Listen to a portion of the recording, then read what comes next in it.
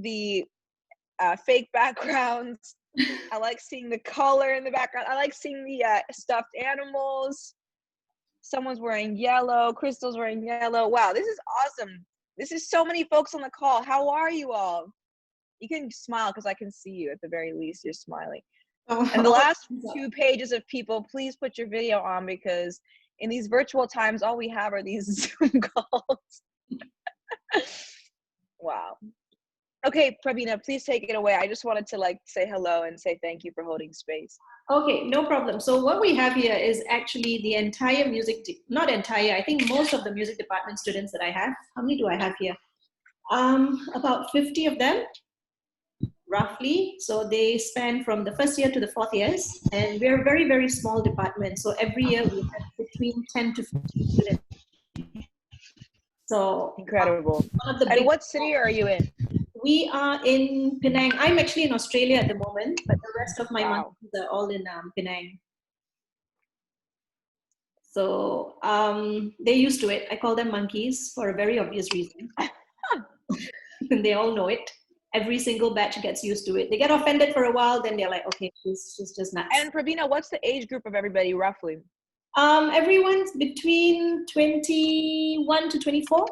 Am I getting the age right? Can you give me a thumbs up?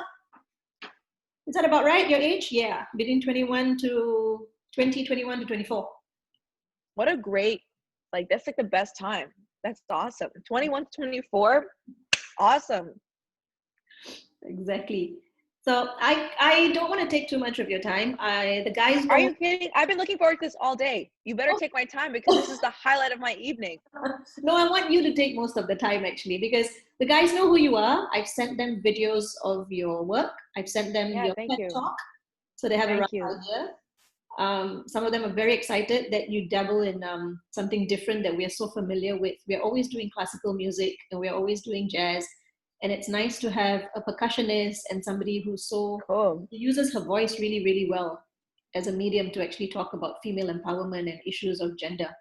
So they know who you are. I've given them the introduction. I didn't want to waste that. So you can take it away. Okay, cool. So my name is Kiran. My last name is Gandhi. I grew up in New York City playing the drums, and I had 2 pretty traditional Indian parents. And so a lot of my schooling and my childhood was about achievement, was about getting straight A's, was about, traditional achievements, like getting into a good college, all this kind of thing. And I remember when I first discovered the drums, I just felt so happy and so empowered. And my dad was randomly very encouraging of my drumming. So I was always a little skeptical, because I was like, how come you're so encouraging? This doesn't add up, because you're such a academic guy. And then I realized it was his way of thinking of how I could get into a good college. If I had a unique thing like drumming on my resume. So I always kind of make fun of him for that, because I'm still drumming and it's still my passion many, many years later. I remember when I got into college, I remember feeling a bit disconnected from a lot of the students. I think that the promise of the American college experience is very problematic, in my opinion, because people tell you American college, that's the best 4 years of your life, and it's supposed to be this amazing time. But I really didn't connect with college in that way. I found it very American. Even though I grew up in the States, I had spent a year in Hong Kong. I had spent 4 years living in India. My family comes from different parts of the world. I have grandparents in Dubai. So for me, going to a place like Georgetown, even though it's supposed to be one of the most prestigious universities, and then later Harvard, same thing, I remember feeling a little bit underwhelmed at sort of the way that we think of the world, the way that we think of education, the way that we think of music, all these different things. And really my confidence and my joy would be playing drums with different bands who were in the city. My other joy would be maybe in the classroom itself, learning about gender, learning about mathematics. That was my other degree. Learning about politics, yes. But I didn't find that my joy was spent in the freshman dorms and things like that. That really wasn't and drinking and going to frat parties. I would go to these frat parties that we're expected to think are so cool. And I would arrive there and I'd be like, wait a second. It smells bad in here. The beer is disgusting. The music is sexist. Why would I spend more than 10 minutes in this space where I can throw a way more magical party, invite far more far more curious people. I don't want to say more amazing people, but people with a desire to want to change the world, you know, and foster conversation as opposed to like, just like problematic partying behavior that I don't agree with. And a part of that is a bit of my South Asian being brought up. I think you're brought up with the sense of like discipline and like not partying and all this kind of thing. But it was also paired with my desire to want to be better. And so that was really what shaped my 4 years at school during the time when I was y'all's age, like between 21 and 24, approximately. It was feeling joy playing drums in other bands. And I remember when I was a senior, my dad, I had just finished my year studying abroad at Hong Kong. And my dad wanted me to apply to the White House internship to work for Obama, which obviously Obama is amazing. But I didn't want to do that. I wanted to work for a record label. I wanted my day to be music and I wanted my night to be music because that's what inspired me. That's what made me feel good. That's what made me feel like myself. And I remember through many tears, I didn't really convince him of anything. I just had the bravery to tell him like, hey, this is what I'm going to do. And he was angry, but I did it. And I remember getting my first job when I graduated Georgetown in the music business. And it wasn't a tiny random label with no job support or anything like that. It was one of the biggest record labels in the entire world. It was Interscope Records. It was home to Lady Gaga. It was home to Kendrick Lamar. It was home to, people like the Maroon 5 would walk by my desk. Lana Del Rey would walk by my desk. Kehlani, like all these incredible artists who I had like grown up watching would just be, this was the record label that I was working at. So I remember telling my dad, I was like, do you know what Universal Music Group is? Like, do you know who Madonna is? Like, I'm working on the next Madonna project and I'm doing data analytics for it. So it was almost this interesting thing where he didn't support me up front, but I knew what my passion was. I knew that I'm a hardworking person. I know that I wanted my day to be in music, and I knew that I wanted to use my mathematics education to go get this amazing job. So for the first 2 years out of Georgetown, I felt really proud of myself because I felt like despite the slight lack of encouragement from my parents for my passion for music, I was doing important things. I wasn't getting somebody's coffee, but I was analyzing data and patterns in Spotify streams and YouTube views at a very robust record label. And that mattered. 2 years into my job though, I remember also thinking, I have a bit of jealousy. I have a bit of jealousy of my friends who are touring the world as the guitar player for Katy Perry or as the drummer for John Legend. And I remember feeling like, man, I wish I could be the percussionist or the drummer for someone whom I really love, but I have this desk job. I'm actually working in the corporation side. Like, I'm not in a band. Like, I'm not actually playing my music beyond just the little bit that I'm jamming with my friends in the evenings. And jealousy, to everyone who's watching, is one of the most interesting emotions, because maybe it's a dark emotion and you can use it to do something problematic to a friend or have a toxic energy towards somebody.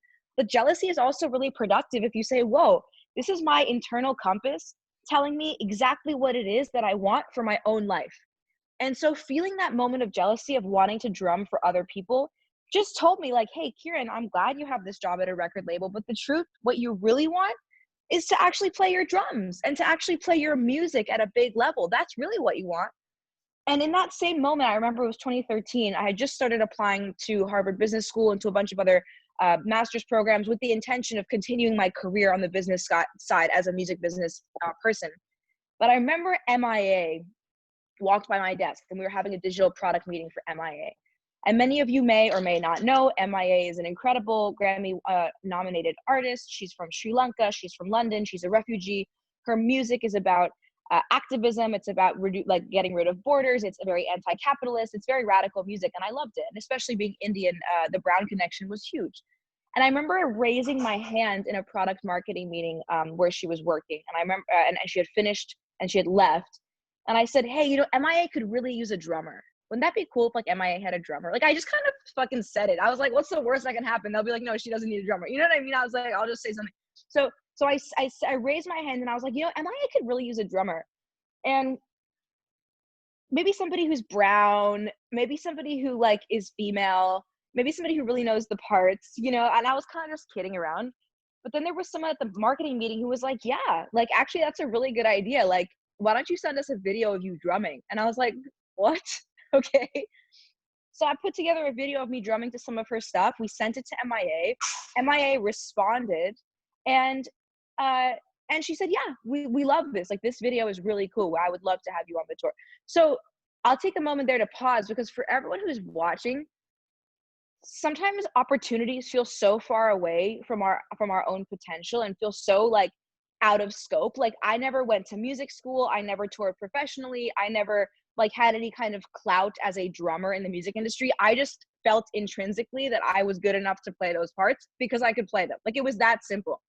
But I also, more than that, genuinely believed that for MIA as a business artist entity to have brown women on stage with her would actually be an incredible idea for a band. So whenever we're pitching ourselves for something, it's really important to lead with the way that you genuinely believe you can contribute value to that entity. You know, I remember when I got the job at Interscope, I was happy to contribute my mind as a math major to a record label that never attracts math majors out of college. They attract music majors, they attract communications majors. So I had a unique skill set and I wanted to contribute it to the label. So that's one of the most important things I hope you will take away from this call, is that sometimes we underestimate ourselves, whether it's because we're from a certain country, we're a certain age, we're a certain gender, we're a certain whatever. We of course underestimate ourselves.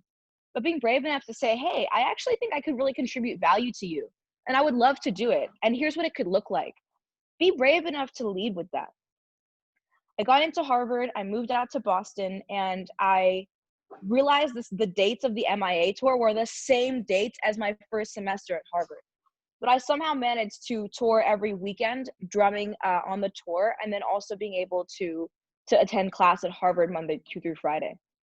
And one of the most important lessons I learned at that time was that, when we are living at the highest of our potential, to really protect that, like to not have FOMO about anything. I was like, I'm playing my drums, I'm learning this prestigious education, and that's it. Like, I don't really want to go to any parties. I don't really want to like socialize with consultants who are 25 and at business school. Like, I'm very clear as to what it is that I'm doing here and what my goal is.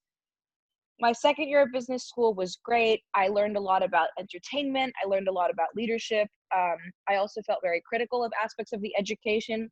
And that's what motivated me to start writing my own music. You know, at that point, I had something to say. I had a lot to say about feminism. I had a lot to say about gender equality.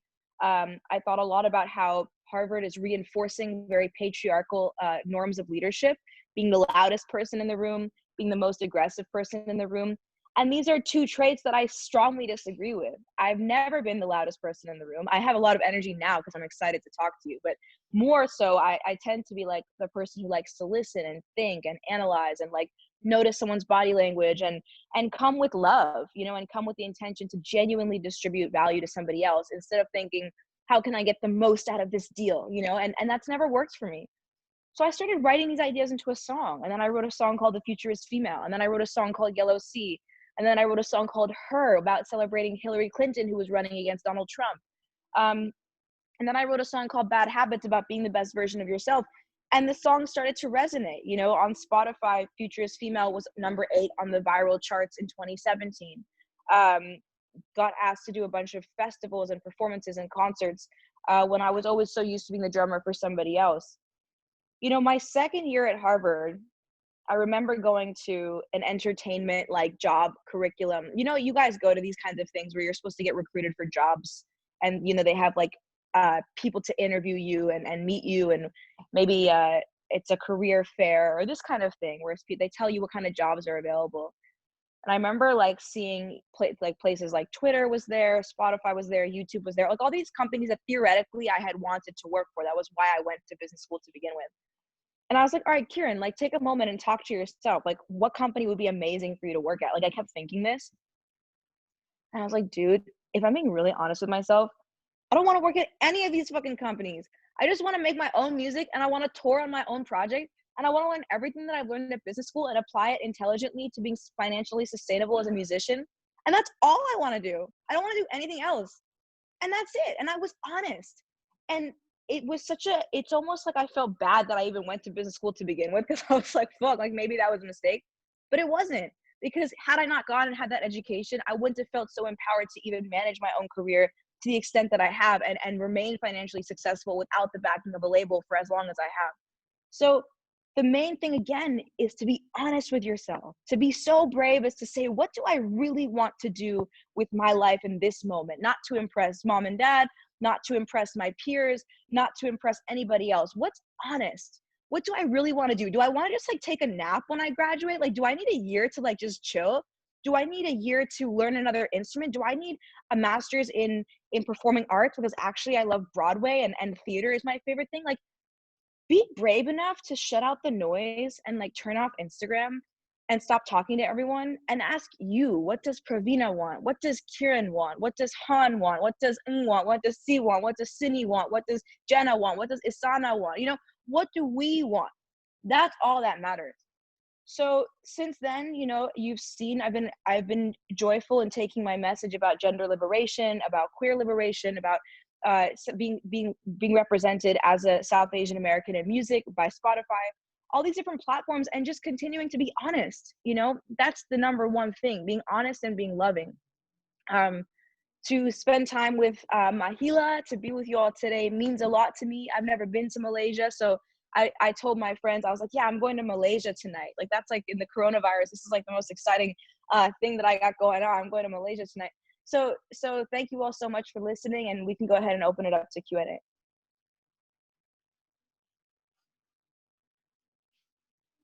Okay, guys, you want to start with your questions? Lisa, you want to start first? Kiran, I think you have the list of questions that they've put together for you. Yeah, I'm not gonna do all that. I'm not gonna open my fucking email. Just read them to me, fam. Yes. Whoever has a question, y'all should ask it. They're gonna ask you, but I'm gonna have to force it out of them to a certain extent. Can you hear my voice? Yep. Yeah. Okay. I would like to ask you, how do you present the subject that you're passionate about through your music? And how do you make listener feel connected to it? Because I feel like music is always, making music is like a personal journey. Yeah, so I'm curious about that. Such a great question. I think, you know, what's so funny is like, it's easier for me to write about love and like romance and my experience with relationships. Like, when I have those feelings in my heart, like the music just flows. Like, it's super easy for me to write those kinds of songs. When I have songs more about feminism, about oppression, I find those harder to write because they live more in the brain than they do in the heart. These are things that upset me from a critical lens. They upset me from a systemic oppression lens. And so I kind of accept that my body of work will always be a mixture of my head and my heart, because that's the kind of person that I am. You know, I like to be intellectual. I like to lovingly explain why something is wrong in the world. But then I also love to just like cry and like run and be free and be hurt and then grow and learn about my emotions and then write them into a song. So I think it's a mixture of both. I think anytime that something really affects me, I notice it and I open up my iPhone and I just record ideas into the iPhone. Whether it's a feeling of seeing something wrong in the world, or if it's a feeling of love. And those are really the two main things. And then I'll add one note there about feminism and about gender. That's a topic that a lot of people feel really uncomfortable talking about. I think it's mostly because when someone has had something wrong done to them, we feel angry. And then if you are in the position to oppress, most of the time your privilege is not earned. It's just like by birth. If you're a man, you get more privilege in the world than if you're female. If you're straight, you get more privilege than if you're queer. If you're any of these things, I mean, if you speak a certain language, you get more privilege. If you're from a certain geography, if your parents have a certain income level, like all this bullshit, you get unearned privilege. And so if someone threatens that unearned privilege, you also feel like your identity is threatened. So you also feel uncomfortable by the subject because you feel intrinsically a bit bad. So it's really important to broach topics of gender with a mixture of like elegant intelligence, like, don't you agree? And like giving the chance to the person to rise to their better self. And then just like peaceful, calm, confident love energy. Yeah. Thank you. Yeah. Okay. Love your hair. Thank you. Oh, you will love her hair. She's got one color every week. Wow. I always Text me when found it's that yellow. surprised it's managed to stay on for that long because it's purple, it's green, it's long, it's short. So cool. My little parrot. Okay. Anybody else want to shoot any questions, or I have to start calling names, which I don't want to do. No, y'all should just ask. Like, Yeah. come on, this is so informal. So just unmute your device and go ahead with your question.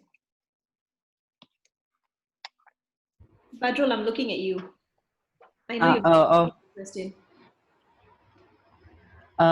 Wait. Let me check the question first.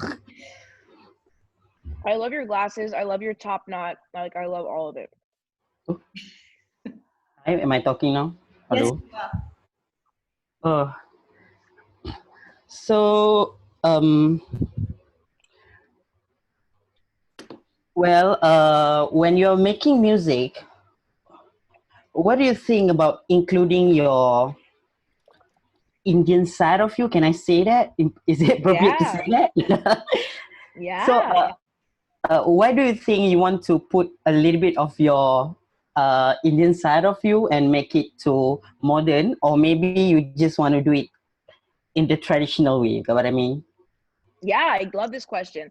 Yeah. What we have to do as Asian people in general, no matter where we live or where we're from, is like express our Asian identity in the way that is most honest and authentic to ourselves. So like, I can speak conversational Hindi, but that's about it. Like, and I never connected with an aesthetic of Bollywood because Bollywood is not queer and Bollywood perpetuates problematic norms about gender. So I never connected with Bollywood. So you see a lot of American Indian artists feeling the need to like incorporate Bollywood dance moves into like American music videos to like teach people, you know, about their culture. But for me, I'm like, that's the last thing that I would ever want to export from India. Like that can stay in India. Do you know what I mean? Like for me, the part about India that excites me and inspires me is the color. Like for example, this is my merch, you know, that we sell at my shows. It says Madam Gandhi, it says Visions 2020. This is silk from India, custom dyed in the color of my album by only Indian women who use ethical practices when they're making their clothing. So it's like, this is the kind of collaboration that I would love to have. And then musically, I mean, the percussion, the off tempo, the off rhythm, the dance, bhangra. Bhangra dance is something that I love. Like it's an uplifting, like explosive dance with huge dhol drums. And a lot of young Indian women are now being allowed to like pick up the dhol drum and play. So recording them and putting them into my album, that's really dope. We just did a whole music video directed by all Indian women. I shot it in Mumbai, and it shows schoolgirls in their restrictive uniforms getting rid of their uniforms and transforming into like amazing dope like orange yellow outfits and just living in nature and like playing with oranges and flowers and like just, you know, being goddesses. And we have trans women represented and straight women and queer women, like the whole gamut. So these are the kinds of things where I'm like, yo, this is amazing. Indian textures, clothing, fabric, color, women, queerness, all of that. Like that makes me feel like I want to share that. But I definitely don't want to share Bollywood. I definitely don't want to share a lot of the traumatic things that I've seen in Indian culture. And I don't want to share the cheesiness of Indian culture because I've never liked it. I've never thought it was cool. So I think each of us have to be like, this is the part of our Malaysian heritage or our Singaporean heritage or our Chinese heritage or our Indian heritage that I love and that I'm going to authentically represent in my music. And this other stuff, I think it's whack and I'm not going to represent it in my music. Good question. Thank you. Okay, I have one. Hi. Hi, I'm Melissa. Alisa. Melissa. Oh, Melissa, nice to meet you. Nice to meet you. I just wanted to ask, what exactly inspired your name, Madam Gandhi? So why go with Madam Gandhi instead of Kiran Ghandi? That's a good question. I guess most people can't say Kiran, which is annoying. I also like Kiran to just be like my immediate friend group. Like people who really know me know that I'm different than like the very powerful persona that's on my stage. Like I'm a very soft, loving person. I'm very sensitive. I'm constantly trying to grow and be better. I'm very loving. I have a really soft heart. But when I'm on my stage, I want to be Madam Gandhi. Like, I want to be strong and protective, and I want to be the fearless leader, and I want to get us to the finish line, and I want to lead from my feminine energy, from my maternal energy, all of that. I want to celebrate what women bring to the table, leading with collaboration instead of competition, leading with emotional intelligence instead of brute force aggression. These are the kinds of things that in my mind, the Madam aesthetic represents. I also like that it's not ageist. Like, no one wants to rep being older. Everyone wants to rep being younger. So I just thought it was like cool to be 25, but a Madam. You know what I mean? Like, it's almost like to love the elders who have come before us and like be so grateful to them that we want to rep them in our music is so radical. Usually older women are kind of removed from our society in terms of their relevance, or as soon as we decide to have kids as women, we're also removed. So my real last name is Gandhi. I wanted to keep that in because, of course, repping nonviolence and the history of Mahatma Gandhi is important to me. No one in America can spell my name right. It's like an ongoing issue, so I feel like partly responsible for like the re-education of like how to actually spell Mahatma Gandhi in America. So that feels good. And then, Madam is just to celebrate my inner Madam. That's Good nice. question. All right. Okay, I also wanted to ask about the color yellow because it's everywhere. Is there a special significance to you? Yeah, actually, my name, Kiran, to your point, means ray of sunlight in Hindi.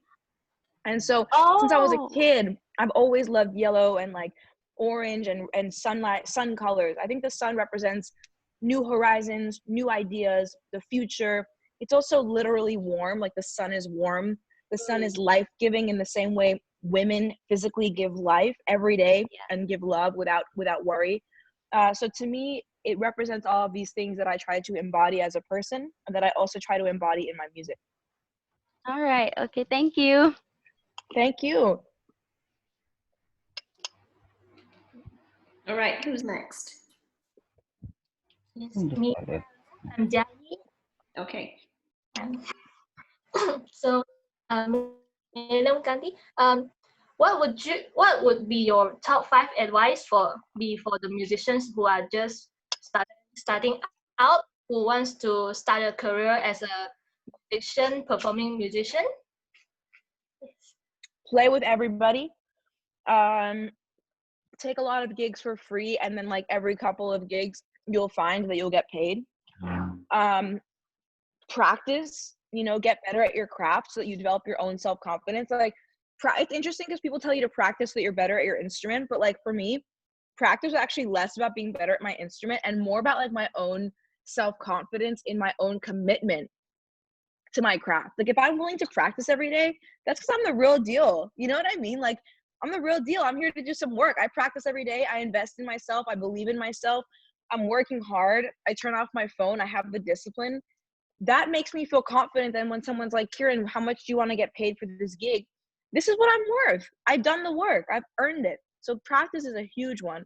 I remember when I used to live in Hong Kong, I used to practice so often because my classes were all pass fail. So I was like, oh, great. Like, I just need to get the bare minimum to pass.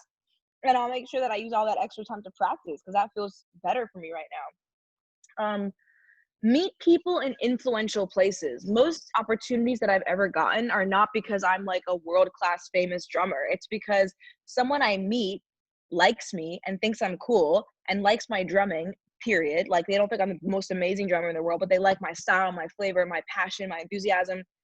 And they work for Spotify, or they work for Interscope, or they work for NPR or TED or all these different places. And they're like, wow, what you're doing is really cool. Like, I'd love to introduce you to someone who is influential and can help you out. Realize that there's enormous power in personal connections and reaching out to people. And then the other advice that I already gave you, which is always ask, what can you be contributing? Like, what can you be contributing to the situation? I hate when people email me and they're like, can you mentor me? Or like, can you like give me a 30-minute performance for like these 12 students like who are gonna watch this like, you know what I mean? It's like, bro, like, you're not thinking about a mutually enjoyable collaborative conversation. Like does that make sense? I don't know, it's hard to explain, but I'll never reach out to someone and be like, can you just do this for me randomly for no reason? Like, it just doesn't, that's not how things work. You have to think, what value can I bring to this person, and if I'm asking for value? I think that's important. And I'm not talking about like not doing charity work or things like that. I'm just thinking if you all were to reach out to somebody who you want to work with, you got to pitch it to them. You got to make it worth their while too. You got to paint the whole picture for them. And to this day, I use that practice and lead with what I can do for them, what I can do, what I can give, how I can serve. And that always has worked for me. Those are some of my pieces of advice that come off the top of my head. That's very good advice. I think that's amazing.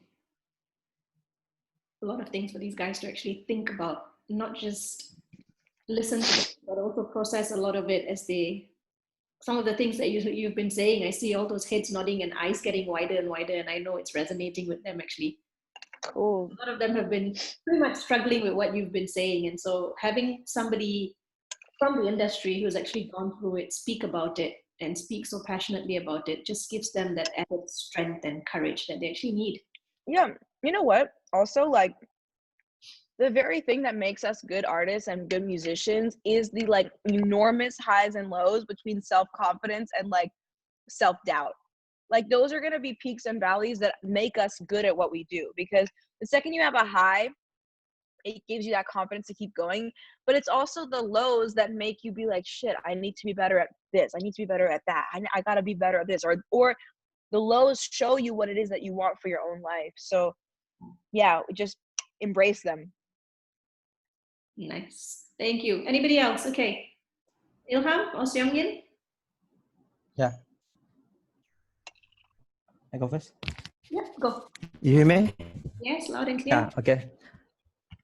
Hi. My question is, how do you find inspiration when you want to compose a new music? Does it come naturally, or you have to sit, like you have to be quiet to think about idea? You get my question? That's a good question. I always write music when I'm not trying to write music. Like I've actually been in so many situations where I try to be like other artists and like book studio time where I'm supposed to like arrive and then like the inspiration comes and like write a song. Like that's never worked. That stresses me out so much. I can never get anything done that way. The best way to write music is when your mind is like doing something else and then you start singing. And then I'll notice that I'm singing or that I'm humming an idea or lyrics are coming, and then I'll just put my phone and record it and try to stay present with that emotion. That's the best way to start writing a song for me personally. Like sometimes when I'm in the airport and I'm waiting for the luggage on the conveyor belt, I always sing then and I always record it. When I'm like walking, going for a walk, that's a great time when music tends to come.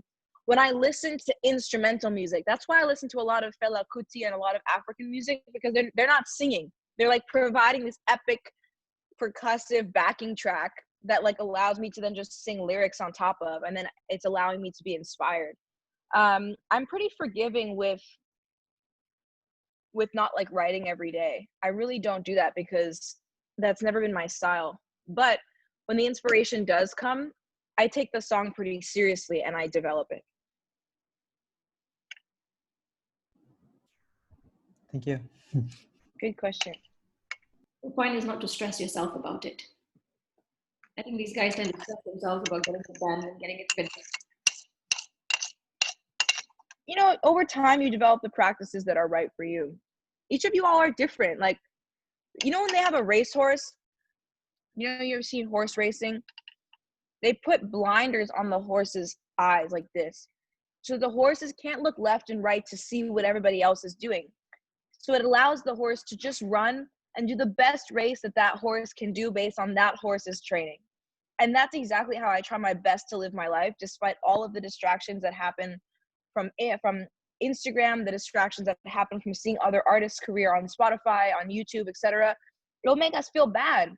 But if we go inward and we say, hey, I'm just going to be the best version of myself that I can be without looking and getting distracted left or right, not only does that keep you happier to write better music, but it allows it to be such that whatever you do write comes from a really authentic and genuine place that only you are poised to contribute, as opposed to trying to see what everybody else is doing to stay relevant.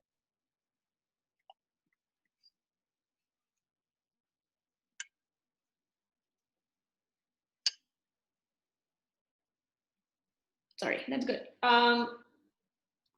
Anybody else before I ask some questions? That I want you guys to ask questions that you see, this is the thing with in Malaysia, right? And this is for all of you guys and also for Kiran. We don't need to get musicians like this coming on board and giving you advice and talking about experiences that are so personal. So, and I wanted this for you all because I think classes are not happening face to face and everybody is in isolation and you're all doing your own thing. And it's very important sometimes for you all to just listen from somebody who's practicing and in the industry and who's been doing all this work all these years and who's consistently been able to, how do I say this, to stay on top of it to a certain extent, right? And it's nice to actually see somebody talk about it. And you guys have seen the kind of work that she's done, and it's amazing and it's so impressive. So it'd be such a waste if you all don't ask that burning question and turn around and tell me, oh, doctor, I wanted to ask this, but I didn't because, so I'd rather you ask those questions now. Yeah, ask anything because, like, honestly, I've been looking forward to this all day, and I'd really like to hear from you. Okay, Melissa has a question. Yes, hi. I have a follow-up question to what you mentioned earlier. If you write about what you want to write and you're inspired when you're inspired, how do you somehow still stay more or less relevant to what's happening in the industry and in the world, and somehow still write stuff that is inspiring to you? It's like that relevant but not relevant whole question. You got to think about it this way. If you write stuff that's too specific to the time, then in a year no one can listen to it. Like in Bad Habits, my song Bad Habits, there was a line that was like, in 2017 it's my year to be free. Like, I had this line and everyone was like, bro, are you really gonna keep 2017 in the lyrics? And I'm like, yes, because that's honest, like that's what I wrote. And they were like, just change the lyric. Like, this song is timeless. It's Bad Habits. Like, your bad habits are gonna have to go for the rest of your life. Like, why would you do that to yourself? And of course, that was obviously the right advice. And of course, we changed it and I was convinced. But in that moment, I was so like, no, like, this is my art. And the lyric that I wrote originally was 2017. And that's how it's got to be. And I'm so glad I changed it because it would have been so awkward if every time I get on stage, I say the wrong year. Like, it would just been so dumb, So I don't even know if we need to write music that's like relevant to the times, as much as we need to write music that's relevant and honest to our emotion. That's just my opinion, though. I mean, that's just like, if you had like 3 other people on a panel here, like they would all disagree with me. So it's just, I just think, I think it's important to just be like so honest. Mahatma Gandhi used to do this. Like, Mahatma Gandhi would like negotiate with the British for Indian independence, and then 2 weeks later he would come back with a totally different feeling, and the British would be like, excuse me, Gandhi, like, what is this? You just have a completely different thought than you had 2 weeks ago. And Gandhi would say, yeah, I'm 2 weeks more educated and 2 weeks more evolved, and now I've changed my opinion. And may we all be so brave and so humble as to continue to keep learning. So I kind of see it that way. I'm like, listen, my song Futurist Female has a timestamp on it. I wrote it in 2016. You can always check the date back because that was the date that I released it. So if I change my opinions on things that I said in that song 6 years later, we would hope so. We would hope I would change my opinion. You know what I mean? It's like, it's all good. The truth is all that matters. That's why there is always new albums and new music, because you're always changing your opinion. You're right. Okay, I definitely am. Yeah. Yeah, sorry. So building on that, you're a huge you talk a lot about atomic living. And so my question was, with emotions that are changing, with times that are changing, how do you embody atomic living and what it is into the music you create and play? I love that. Like, so a lot of people are like, oh, I'm going to save this song until I can produce it with this famous producer. I'm the opposite. I'm like, oh my God. I met a friend who has a producer who they recommended me like last night because I had dinner with them. And now this producer is like now just come into my life through this organic way. I'm supposed to make this song with this producer. Like, I don't sit there trying to analyze their background or analyze this and that. Like, I try my best to be really present with the blessings that are like directly in front of me. 3 nights ago, I was like passing my neighbor in the hallway and I had extra food left over. So I told them, listen, I said, I don't have any coronavirus symptoms. We can sit 6 feet apart. Why don't you come in and finish some dinner with me?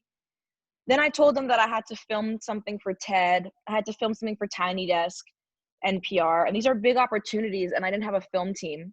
And I said, wow, that's so funny. You know, we just got off the phone with Anderson Paak's film team, with Frank Ocean's film team, and they're looking for work. You know, why don't I introduce you?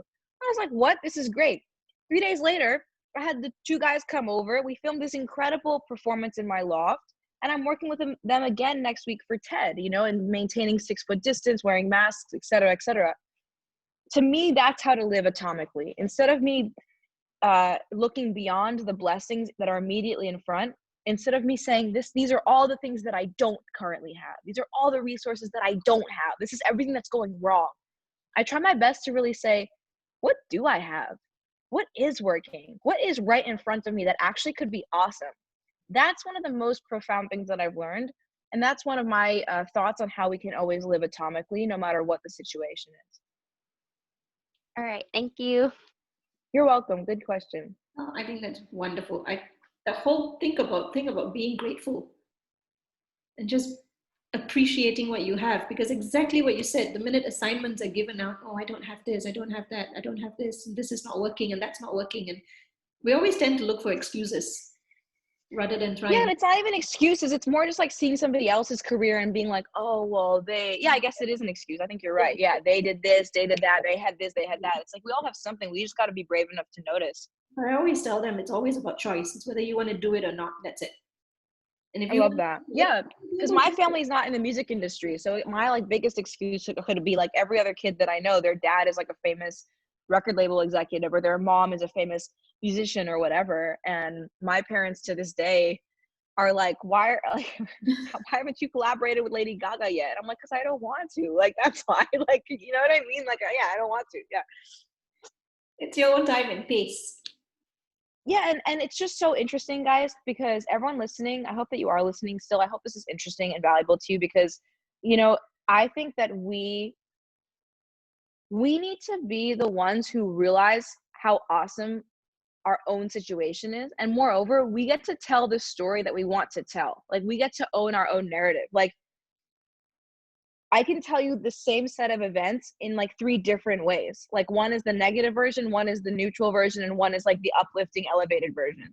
And I will always tell you the uplifting, elevated version. You know what I mean? And not that it's not true. It's just that it allows me to be excited about what I'm doing. It allows me to have the energy to feel like I have a chance, instead of feeling like everything might be set up against me, you know? Exactly. I hope you guys are listening very, very carefully, yeah? Ayo?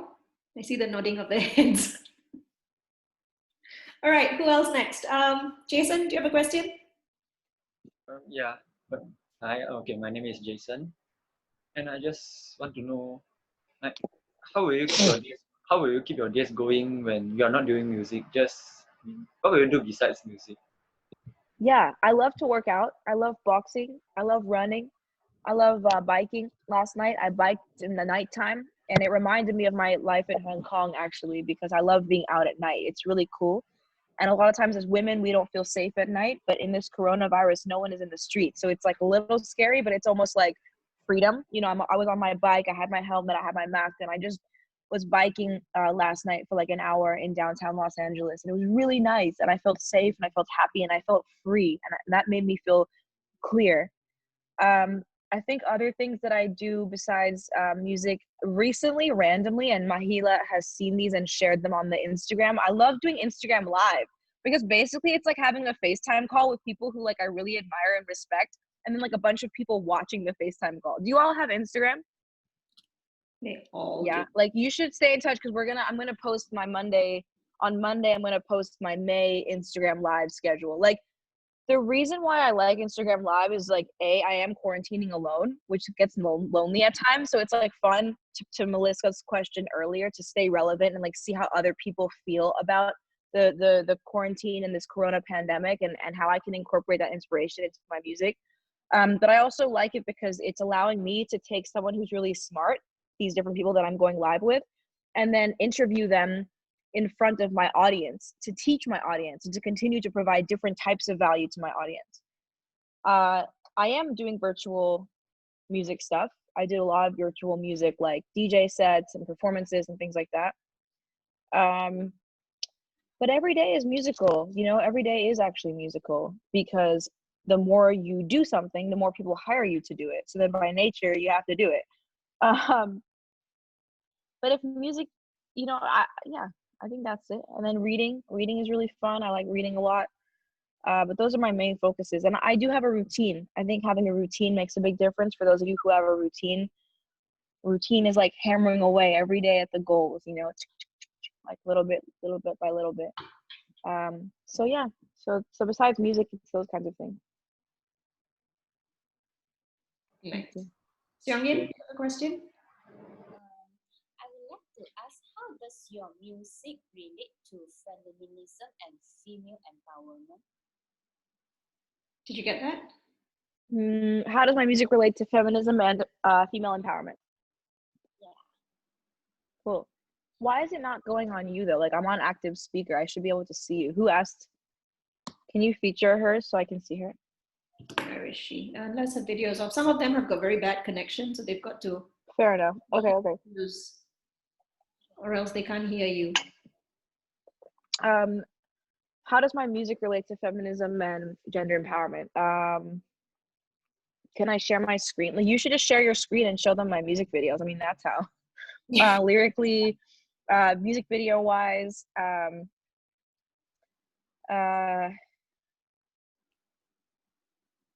the fact that I only work with other women for the most part, or men who share my mission of combating gender stereotypes, because they also understand that valuing femininity is a priority for everybody, not just women. Yeah, I think it's a mixture of, like, very literally in the lyrics, talking about the things that bother me about society, you know, give a grown girl room to breathe, basic rights in her liberty, free from insecurity that the world's projecting onto me. Please do not trouble me when I am focused. The futurist female, you already know this. I'm fighting against the corruption on SCOTUS, turned up in my top knot since when I first wrote this. You know, like, very literal lyrics. But then also embodying the change by, in my leadership, being very loving, being very compassionate, being very empathetic, being very emotionally intelligent, like really leading from traits that I believe come from the feminine side, no matter what your gender is, and validating those things. And then, yeah, working with other, mostly women, working with other queer folks, working with folks who are Asian identifying or brown or people of color. Even having representation of age. You'll see a lot in my music videos. We have elder and we have younger. And you'll also see folks of different abilities. We have folks who have lost their sight in my music videos. We've had folks who have had to spend their life in a wheelchair in my music videos, and they're having like an amazing time partying with everyone. So to me, embodying the change and then also very literally in the lyrics are the ways that I have my music represent female empowerment. I think because they've watched your videos and they've watched your TED Talk, and so I think that question is coming from there. It's like how do you actually? I think you should watch my music videos for sure. Top Knot, Turn Up, and then you should watch See Me Through, which shows two women falling in love, and they also are the women who directed the whole music video. And then you should see Bad Habits. Yeah, that's where they get the message from. Yeah. Okay. Cool. Because in Malaysia, the topic's a very sensitive topic, right? So it's good that these guys have that little bit of It's sensitive everywhere for the reasons that I highlighted. Sorry, come again? Gender is sensitive no matter where you go globally. Yeah, true. Who's next? Davy, you have a question? Where's Davy? Up the video. Hi. I'm sorry. It's my bad. Hi, Kiran. Hey. Type your question in the chat. Yeah, type your question in.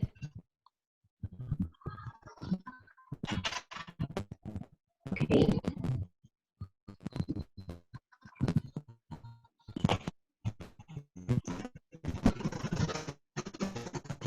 Anybody else have any questions while Devi's typing hers? Patro, anything else? I see those eyes opening with Patro.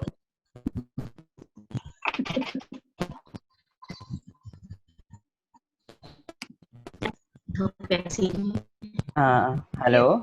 Yeah, go. Hey. Hey, can you hear me? Yes. So yeah, I read some news actually. This is my personal question. I read some news saying that this industry take around a few years maybe to recover after the pandemic. What do you think about that? Like few years about that? Yeah, I think so, because basically a big part of the music industry is live performance. So that's like basically taking a third of an entire industry and chopping it off, which is crazy. So I think that statistic feels right. But I do think it's been subsidized with virtual. So in my experience before this pandemic, there's no way that anyone would ever ask me for a virtual performance. Like I'm not, like that's not a thing that we ask for. You know what I mean? So to be paid for a virtual performance and knowing that people will actually sign into it, watch it, engage with it, care about it, look forward to it, buy even a $10 ticket to it or whatever, that didn't exist before. That, you know, that's a new thing. And that's because the consumer now, given the corona pandemic, is educated to desire virtual content in a way that didn't exist before. So I kind of see that yes, we definitely need to get back to live, like real live venues and festivals, and that's a huge thing. But I do see additional revenue coming in for musicians for education, teaching remotely, doing master classes remotely, doing performances and DJing remotely. And that didn't exist before. So I like that. And then I also think there's like a mental health component, because you hear of a lot of musicians who tour really heavily and then like the sleep cycle gets off and then everyone's doing like drugs and whatever the music story tends to be and blah, blah, blah. And I think there's a reason for that. It's because it's a very intense lifestyle. But if you can actually make a living from home, I think that's a good thing. Thank you. Thank you.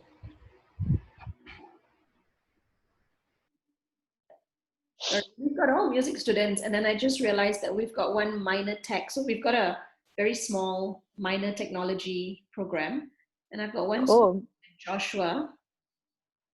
Joshua, did you have any questions?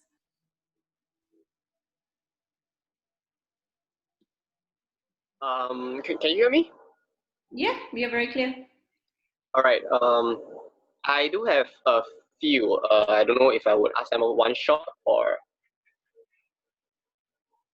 Okay. First one is first of all, hi, Madam Gandhi, and I would like to ask, what personal experience did you have in the past which shaped your values that you have today? Values like feminism or anti-capitalism, because like these are not values that are very apparent in our country. And secondly, oh, that's good. One at a time is better. Then I can, yeah, one at a time. Then I can answer. They can go. That's better. That's better. Good question. Okay. I think as soon as something doesn't fully serve you, you question it. Like it's that simple. If like as a young person, intuitively you understand this system is designed to privilege some and disempower others, we would be so intelligent as to question it. Of course we should question it. And I think as a woman and as a girl, even recognizing that, I would watch Aladdin or I'd watch The Lion King, and I definitely would feel like it was so unfair that Jasmine is like the princess or Nala is the one with all the brains, and yet they were always the secondary character to the main character's narrative, and they always had a far less complex role than the complexity of the male character. And obviously I didn't have the vocabulary to like say all that as a 5-year-old, but as a 5-year-old I could definitely understand that I preferred to be the boy character, even though I didn't want to be a boy. Like I liked being a girl, but I was like, I identify more with Aladdin. I would definitely be the one with the magic carpet saving everybody than the one, crying all the time or whatever. So I just understood from a young perspective from media that there was an issue when it came to gender. And then in terms of anti-capitalism, I actually wouldn't identify as an anti-capitalist because it would be hypocritical. I am watching you on an iPad. I live in a beautiful loft. I'm eating vegan ice cream. These are all the benefits of a first world capitalist system. And so it would be hypocritical to identify as an anti-capitalist because I'm not living a radically anti-capitalist life by any means. But I definitely understand that many of the underlying principles and assumptions of a capitalist system require some to win at the expense of others. And so with a very humble curiosity and a desire to constantly not participate knowingly in the oppression of somebody else or the exploitation of somebody else, I try to be a conscious consumer. So this vegan ice cream that I'm eating is from a person up the street who owns a mom and pop shop that somehow is managed to stay alive during the coronavirus while every other shop has shut down.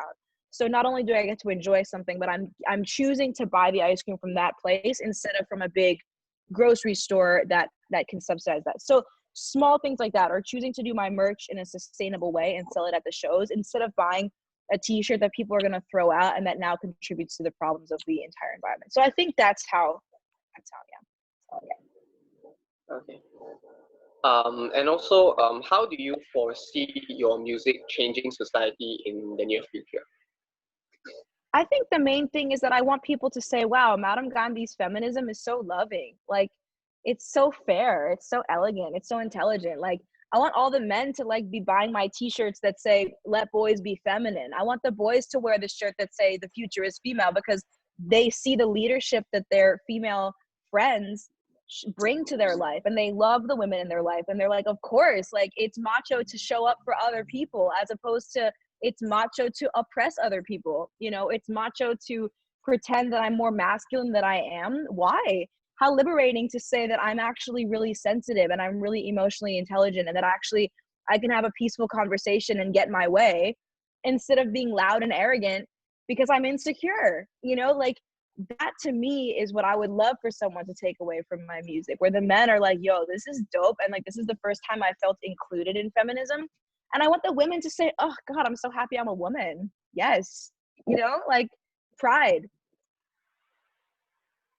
Good question. Okay. Thanks. Was that it, Joshua? 2 questions? Yep. Yeah. Okay. Guys, good question. Any other questions? If not, we will be wrapping up very soon.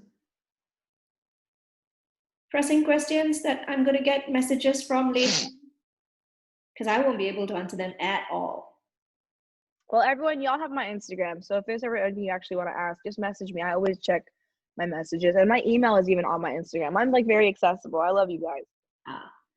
Great. Oh, Davy's question has come through. So I read in a post of yours on Instagram, conscious consumption of music. What was the idea behind it? Yeah, that's what my TED Talk next week is going to be about. It's just the idea that there's so much trap music and EDM music, and I love the beats so much. And but then I'll open up the album, and like the artwork alone is like a naked female butt, and I'm like, this is so rude. Like, you're a man, your art and your music has nothing to do with naked women. Like, don't put naked women on your album artwork because you think it makes you look cool, or you think that it makes people think that your music is now sexy. Like, why don't you put your own sexy body on the album artwork? Like, don't reduce women to our body parts with the intention to sell something. It's just so problematic. And then moreover, in lyrics, the constant reference to women as derogatory phrases, whether it's the B word, the H word, whatever things they call us, it's just like, I just don't agree with it. And yet that music is tolerated and played over and over again in club environments, on Spotify, in fitness studios, and no one even bats an eyelid. And so to me, being a conscious consumer of music means, hey, does this song potentially contribute to like problematic assumptions about women and gender? And should we really be condoning this by playing it? Or can we find a song that still has the same great energy and beat without the lyrics that are offensive? And people think that just like by bleeping out the B word or bleeping out the H word or bleeping out the F word that it does something, like that's cheesy. We're not talking about that. We're talking about finding the artists who are doing the same cool beats but saying something with those lines instead of promoting toxic masculinity. Excellent. I think that's excellent. Are you guys okay? Are we good with, I did tell you they're a very, very shy bunch. But I'm surprised the questions have actually been coming through today. I have a If you could change anything about the industry, what would it be? Yeah. Oh. Okay, last question from Lisa. Go ahead. Okay, can you hear me? Yeah. All right. I want to ask, how do you market your music at first, especially for the beginners? Yeah. You just gotta do stuff that you actually think is cool. It's hard. It's hard because you don't have built-in love. You don't have built-in following. But you know, I'll never forget my first album artwork. We shot it right here in my loft, right at my home. This is where I live, by the way. I have a little stage in my home. And I just did a shoot that I thought was cool creatively. And I loved the album artwork. And as long as you love it, you'll find that what other people think doesn't matter as much. It's only when you don't actually really love something, but you were just doing it for a certain reason or because you wanted to look cool, or because the intention was something beyond simply that you just thought the art was good, and then other people don't like it. That's like the worst feeling. So I think the best way to market yourself is just genuinely put out imagery and pictures and clothing and hair color and whatever that you genuinely think looks cool, you know? I think that's the best way to market yourself. And sometimes I find myself making that mistake. If I've like made an album cover or did a photo shoot where I was like trying to get someone's attention, it never goes nearly as well as when I put out a photo shoot that I genuinely think is cool. And if I got no likes on it, I wouldn't care because I think I'm proud of it. All right, thank you. Yeah, good question. Did I answer that other question in the chat from Davi? If you could change anything about the industry, what would it be? I would change how much we undervalue musicians, I guess. Like everyone's listening to music 24/7, and yet very few of us are actually seeing the revenue from that. So I think that's probably one of the things. That's true. Are there any other questions? We all want to be consumers of it, but when it comes to paying dollars and cents, we try. And you can type the question if you prefer. Yeah. So if you guys are having bad internet connection, you can just type it out, guys. Because anyone with any more questions? Yeah, because they're supposed to write a little report about this session today with you.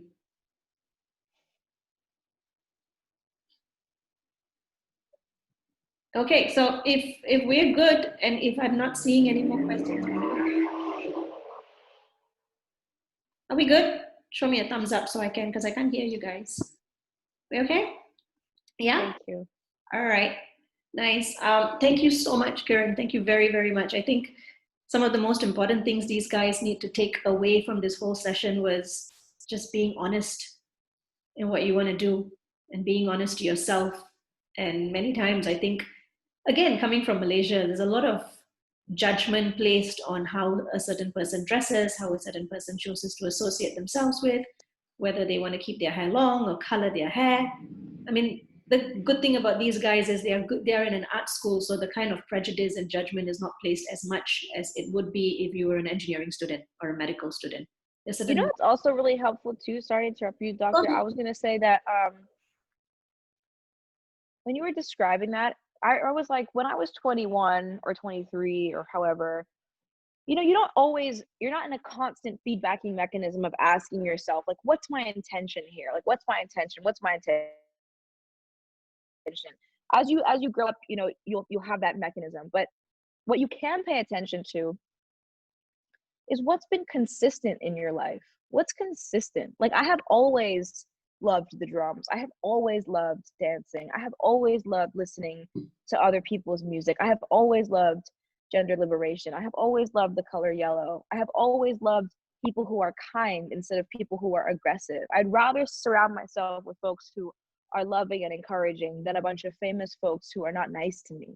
So look at what has been consistent in your life, because there's kernels of truth in that consistency. That is who you are. That's who you're showing up as every day. And it doesn't mean we can't change. I mean, I'm very different than I was 10 years ago. But I think we respect people who show up as themselves consistently, because what else can we say? That's them being them, instead of them trying to be cool or fit in or do something with the intention of anything beyond the fact that they like what they're doing, or they like their hair, or they like their outfit, or they like that color, or they like that sound, or they like that weird music, you know. Yeah. Very true. Very true. And I think these guys, I mean, at this age, there's so much of pressure put on trying to impress a friend, impress a boyfriend, impress a girlfriend, impress anybody, impress somebody that I know, I still do that. At 30, at 31, I still do that. It's very hard. Yeah, it's that drawing that line between where do I stop that impression that I need to put forward and where is my own identity that I'm projecting, because very often we get lost, and it's a very thin line, thinking that this is me, but you just get lost in your whole voice. Your voice gets lost. So and true. It gets fuzzy and muddled in between who you are, who you want to be, and who you think you should be. Yeah. So I think this session, I'm very, very grateful for this session. I hope you guys are taking out or taking back from it as much as I am. And again, I say we hardly have these kind of sessions, and it's great that you guys have somebody different and not just hear my voice again and again. And you know, there's one other thing that I wanted to add too, if I can. Go ahead, please. When I was 21, 24, I remember a lot of times if I was the only girl in a group of guys, or if I was one of 2 or 3 girls, but it was majority guys, I would find myself feeling pretty quiet in the conversation. And it's not because the guys ever did it intentionally. I just think like testosterone is like a different hormone than like whatever the women have. And men tend to talk to each other without including women in the conversation. And I don't know if any of you have ever experienced that, regardless of what your gender is, but 2 things on that. The folks who are the loudest in the room, may you be so wise and humble as to realize that by being the loudest, you end up missing out on the learning opportunity from the folks who are the quietest, and that inviting them to speak and listening twice as much as you speak, you end up getting a lot more from life than being the one who's constantly hearing themselves talk. And the second thing from that is, if you find that you have said your opinion and you've spoken in that moment, may you be such a brilliant leader that you notice who hasn't shared in that moment, whether it's just a casual hangout, whether you guys are drinking, having fun, whether you're in the classroom. May you be such an excellent leader that you say, hey, I didn't hear Caroline speak, or I didn't hear Mary speak, or like, Alice, like, you've been really quiet, but like, you always have cool things to say, Alice, like, what do you think? May you be such a good leader that you bring in the quiet folks, or even the quiet men, for the women in the room, if you have only one guy present, may you all be so brave as to say, hey, Peter, like, you haven't spoken, like, what do you think about this topic? So that we have the position to empower other people instead of just hearing ourselves speak at the expense of others. Very true. Very, very true, and very important. Often I think we think our voice might get lost, so we tend to be the loudest. Just making sure that we are heard above all, but not realizing that somebody else has something more important, or not even more important, just something important to say. Totally, that we can learn from. Do you think it's necessary for a musician to sign under a label for a steady job and income? So I've been independent for 5 years, and likely this year I will sign with a major. In my opinion, it's been my 5 years of being independent that allows me to have clout to even negotiate a good deal with a label. And the interesting thing about it all is that you think signing to a label means you get a bunch of money in the beginning, but the irony of the entire thing is like I'm trying to negotiate less money up front at the beginning, because whatever you get up front, you have to win back anyway. So if I sign Kimberly Daphne, who I see is on the call, or if I sign Isana Yashiro, if I sign you guys and I say, okay, cool, here's 50 grand up front, go make your music. Then tomorrow, if the Gap comes along to do a brand commercial with you and they pay 25 grand up front, you're not going to get that 25 grand. That goes to me as the label, because you still have another 25 grand to recoup. we better be making that money somehow. And I just find that borrowing mentality, unless you really need it, to be a really problematic mentality. I'd rather go in, make my music at a lower cost, the way I have been making it this whole time. Maybe they can give some support here or there with introductions to established producers who I like. But I'd like to go into business with a label as an equal partnership. Equal in the sense like they're a big conglomerate and I'm a single artist, but equal in the sense we're both aligned in the same mission, and whatever we invest resources-wise, we're splitting 50-50 resources-wise. So for some artists, yes, if you're a songwriter, having a publishing deal is useful because you get an advance, which allows you to not have to work at a copy shop or work at another desk job to make enough money to be a writer. That is a benefit. But the negative is that you're depending on somebody else. And I think it's radical to be self-sustaining to whatever extent that you can, and to diversify your source of income. Because when I signed to the record label, the label can only collect on my music income. They can't collect if I give a masterclass. They can't collect if I do a brand partnership. They can't collect if I give a speech and I get paid for that speech, because I have many sources of income based on my skill sets, and music royalties are only one of them. And I am happy to share that with the major label. But I don't think it's necessary to wait around for a label. No. It's very important. You can ask a follow-up question if you have any on that. You guys have a follow-up question on that? It's a good question, but I think these guys are working towards that, and it's something that they need to keep in mind if they really want to go into the business seriously. Just to be smart about it and don't sign on the dotted lines without reading everything, and be clear what it is you want to have an equal partnership on and what it is you want to have your own income generation coming through for yourself, right? Anything else? Everyone's very quiet. No, this was good. Y'all were great. Y'all asked a bunch of questions. I appreciate that. So yeah, all right. Thank you. Thank you so much, Kiran. I think this was the first session that they're having with somebody who is an international artist. I've never done this before. I thought it would be cool to get these guys all together, because I hardly see them. I've never seen most of them in like the whole year. So it's nice to see all these faces and see that they're all still alive and putting on a bit of weight, hair growing. Right? So it's nice. It's good for me to see these faces as well. Right? So, that's so awesome. Guys, thank you very, very much. I think you can all put on your speakers on if you want to say thank you. Thank you. Thank you.